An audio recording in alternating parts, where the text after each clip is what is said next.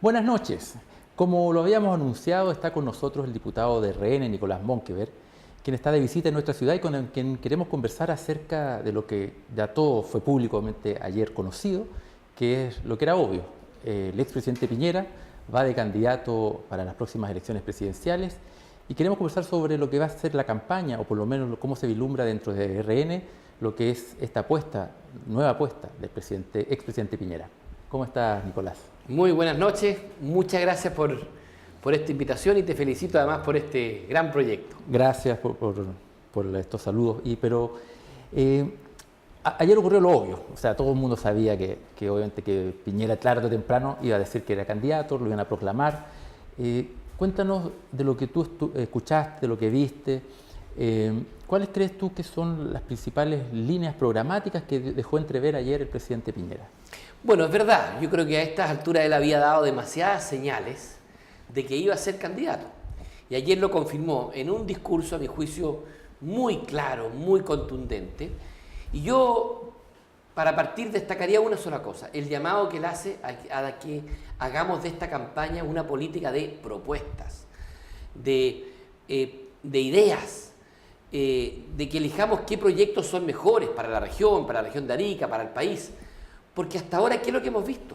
Ataques, descalificaciones, puras críticas cruzadas, querellas sin fundamento.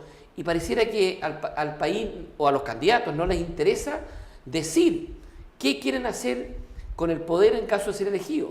Y yo creo que ayer el mensaje más potente que él dio es decir, mire, a partir de ahora yo me la voy a jugar por poner arriba de la mesa las propuestas para sacar al país del pantano que estamos hoy día, para mejorar la economía, para que el país empuje nuevamente. Y el que quiera seguir jugando con el barro de las querellas, de las acusaciones, de los ataques personales, que siga porque se va a quedar solo. Eso yo lo rescato mucho. Y a propósito de eso de propuestas, salvo este tipo de comentario general, obviamente, no hubo muchas propuestas tampoco concretas, sino fueron un poco más cosas más globales. Sí, yo creo que ayer, por hacer el primer discurso, él dio como los ejes centrales de lo que tiene que ser un futuro programa de gobierno. Aquí lo principal es de que Chile hoy día hay que despertarlo. Porque uno puede estar a favor o en contra de este gobierno, puede ser de derecha o izquierda, pero nadie niega que el país hoy día no es el mismo que el país hace 3 años. La economía está estancada, estamos destruyendo empleo, no estamos creando. Al año se destruyen 65.000 contratos.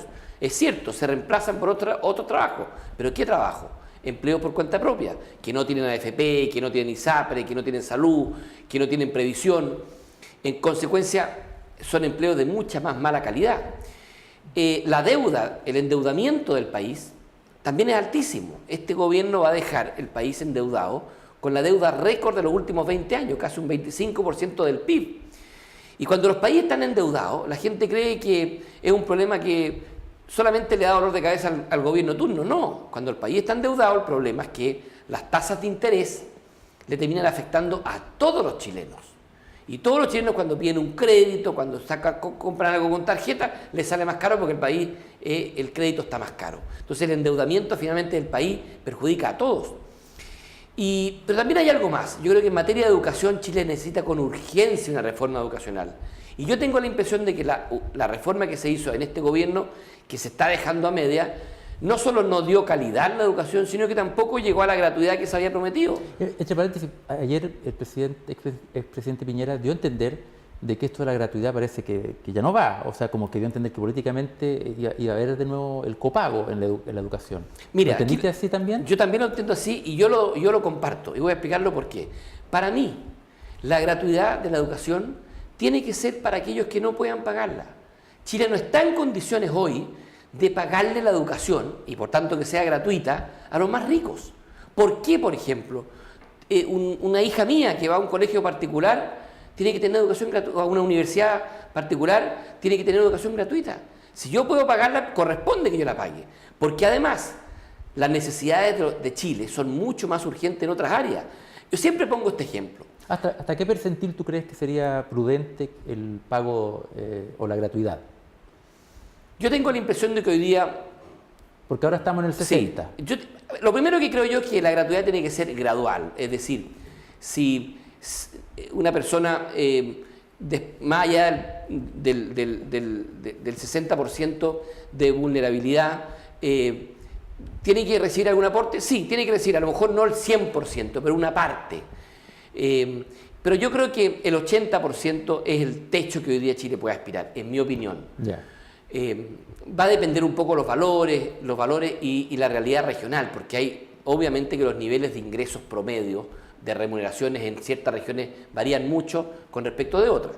Pero en términos generales, conceptualmente, más allá de ver quiénes entran y quiénes no entran, ¿cree alguien razonablemente que es justo que una familia ariqueña allegada tenga que hacer un bingo, tenga que hacer una rifa, tenga que pedir plata, ahorrar para conseguir los 400.000 pesos para ahorro para la vivienda, con el sudor de su trabajo, y sin embargo el Estado le pague la educación al más rico de los chilenos? Yo creo que no, eso no es justo. No es justo, porque quien puede pagarse la educación, que se la pague, y quien no puede pagársela, que sea gratuita. Eso es lo que corresponde.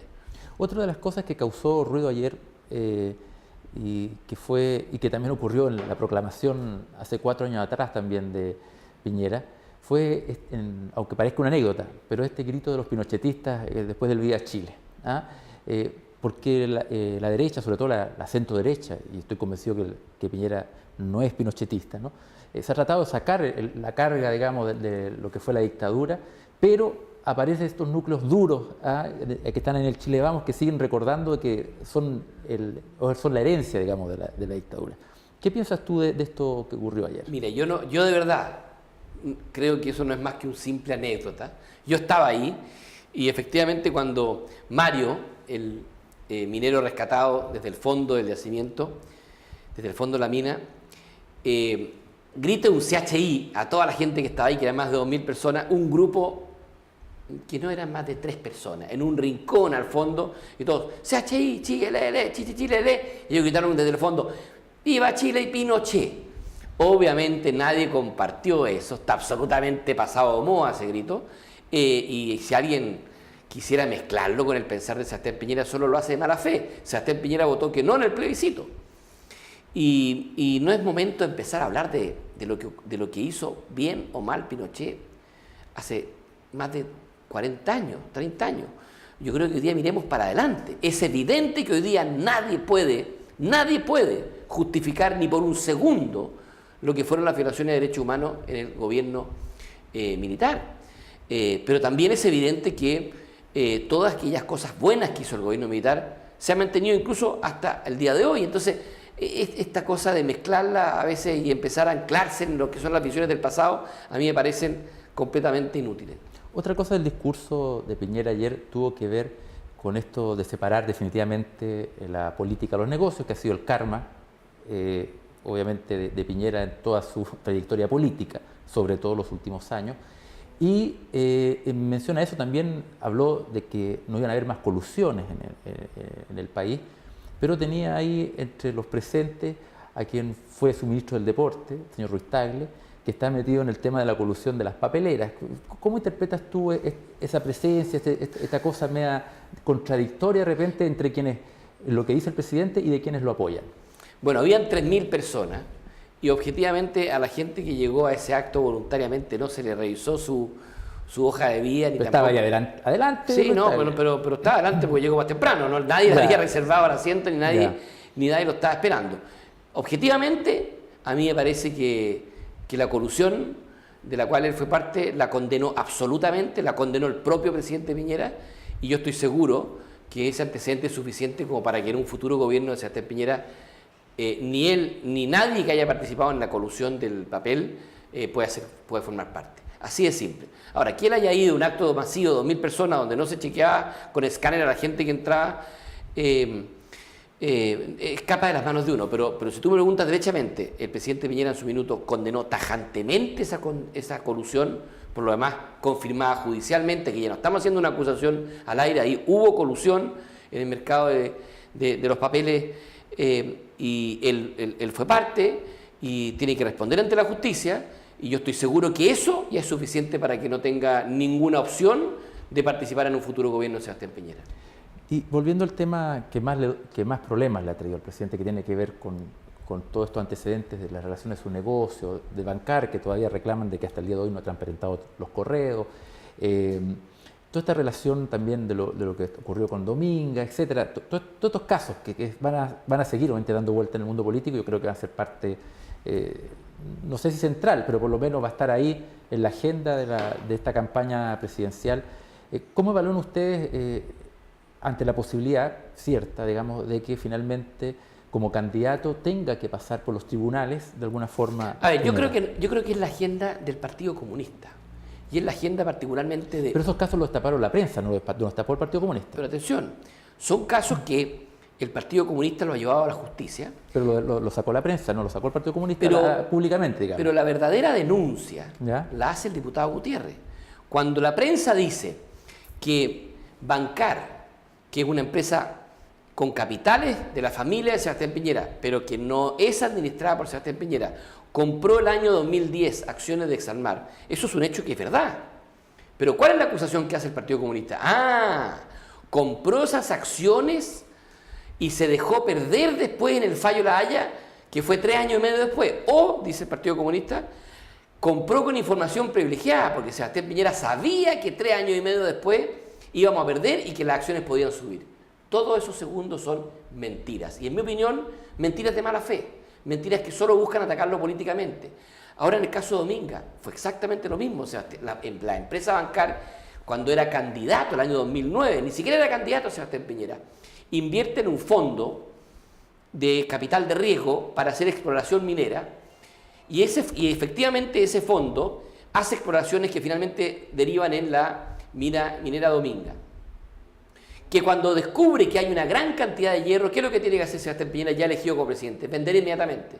Vender inmediatamente porque sabía que siendo presidente él no podía ser parte de un proyecto minero de esa envergadura. O sea, hace exactamente lo contrario a beneficiarse. Más bien, se perjudica por ser presidente de la República. ¿Pero qué inventa el Partido Comunista? Ahora entendemos por qué rechazó él la central Rancones, la central termoeléctrica. Claro. O nuevamente es absurdo y burdo lo que hace el Partido Comunista, porque si hubiesen sido más inteligentes, lo que le convenía a Dominga era tener una central termoeléctrica cerca para tener energía a menor precio, más cercana. Pero lo que hace Sebastián Piñera justamente es al revés, es que pedirle a la central Rancones córrase ahí para proteger el capital ecológico de la zona. Entonces, esto es parecido a lo que tú ves como lo que ocurrió con la presidenta, ¿no? Es lo mismo. Yo tampoco considero que esa acusación que se hace de que la presidenta Bachelet habría rechazado el proyecto Dominga porque tenía un terreno comprado a su hija a 15 kilómetros, es igualmente burdo, irracional y a mi juicio de mala fe quienes lo levantaron. Yo quiero decir una cosa, dejemos la política de la desconfianza, de las acusaciones y hagamos política en serio. ¿Cuántos problemas hoy día afectan a la región de Arica que si trabajáramos con algo más de unidad los podríamos solucionar mucho antes? ¿Por qué esta política de andarse atacando cruzadamente en base a mentiras muchas veces o en base a desconfianza, a elucubraciones? Con esto no estoy diciendo que los tribunales no investiguen, al revés, tienen que investigar todo. Y yo creo que si hay algo que hay que desterrar de la política en Chile, el más mínimo atisbo de corrupción. Es lamentable ver cómo regiones enteras tienen formalizado a todas las autoridades por problemas de corrupción. Yo creo que Chile necesita una política limpia, completamente limpia, con corrupción afuera. Pero también creo que mientras tanto no podemos pasarnos toda la campaña presidencial haciendo acusaciones al voleo, falsas y de mala fe, ni para un lado ni para otra. Yo ojalá espero que a partir de esta semana los candidatos, todos, el mío, Sebastián Piñera y todos los otros que hayan, hagan un esfuerzo de decir cómo vamos a proponer cambios en este país. Chile está estancado, saquémoslo adelante. Rememos todos para el mismo lado. Sé que van a haber diferencias, sé que la izquierda piensa distinta a Sebastián Piñera, pero estoy seguro que la gente... Pero también dentro del Chile Vamos también tiene sus matices. Por supuesto, pero al final yo quisiera, y todos los que nos están escuchando, irnos a acostar tranquilos en la noche, sabiendo que al menos estos políticos comparten el mismo objetivo. Yo no puedo creer que haya un político que quiera que este país se estanque. Todos queremos que este país avance. Yo no creo que haya un político o un ciudadano que crea que no haya que hacer una reforma educacional. Por supuesto que hay que hacerla, pero hagámosla bien. No le quitemos a los padres el derecho a elegir dónde y cómo educar a sus hijos. Esta reforma educacional que planteó este gobierno parece que desconfía de los padres. No los deja ni siquiera invertir 5.000 pesos en una educación de sus hijos. No los deja a veces ni siquiera decidir dónde estudiar. Quieren nivelarlos a todos. El problema es que los quieren nivelar hacia abajo y no hacia arriba, que es lo que quiere cualquier padre de familia. En cuanto a lo que planteaste de un principio, que es la esencia de lo que pretende que ocurra en esta campaña, Piñera, ¿cuándo habría propuestas? ¿Cuándo crees tú que vamos a empezar a escuchar propuestas y no cosas tan generales? Yo creo que ahora ya.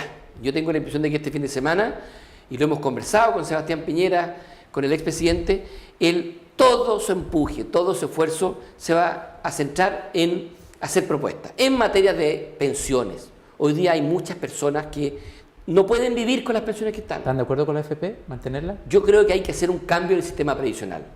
La AFP funciona muy bien cuando usted ha tenido la posibilidad de trabajar por mucho tiempo y ha podido cotizar en todos esos años, pero funciona muy mal cuando usted no ha podido trabajar. No porque sea un flojo que se pasó vagando toda su vida. La realidad del mundo laboral. Porque la realidad del mundo laboral hace, por ejemplo, que las mujeres o no encuentran pega o no pueden trabajar, o incluso que les ofrezcan como es hoy día, pues.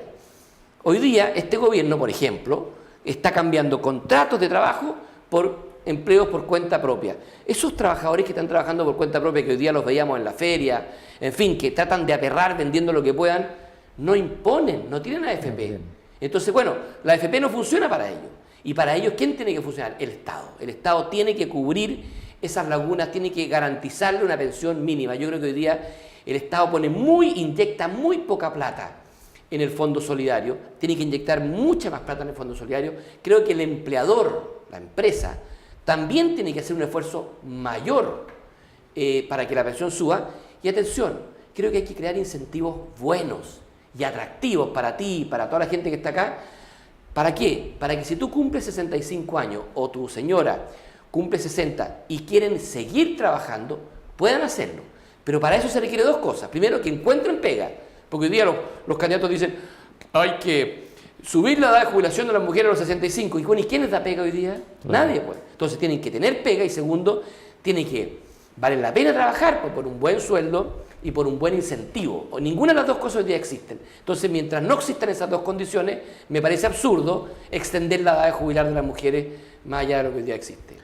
Diputado, ya nos pidió el tiempo, la conversación está muy buena. Seguramente la próxima vez que venga vamos a tener que seguir conversando. Y bueno, esperaremos escuchar las propuestas, que yo creo que todos los chilenos quieren escuchar propuestas en esta campaña presidencial. Sí, yo le agradezco mucho la entrevista. Me encantaría visitarlo próximamente y que nos centremos en las propuestas de la región de Arica. Yo estoy abocado de lleno, me lo encargó Sebastián Piñera, a recorrer todo el tiempo que dura esta primaria para levantar los mejores sueños de los ariqueños. Hoy día en la mañana he tenido reuniones increíbles, tristes algunas y otras apasionantes, sobre proyectos que requiere la región de Arica. Triste, por ejemplo, cuando me tocó visitar ahora a la tarde la cárcel y darnos cuenta ahí las falencias brutales que hay. Yo quiero decir una cosa, una persona que está privada de libertad ha perdido su libertad, pero no puede perder la dignidad. Yo soy un convencido que hay que cambiar las condiciones de la reclusión.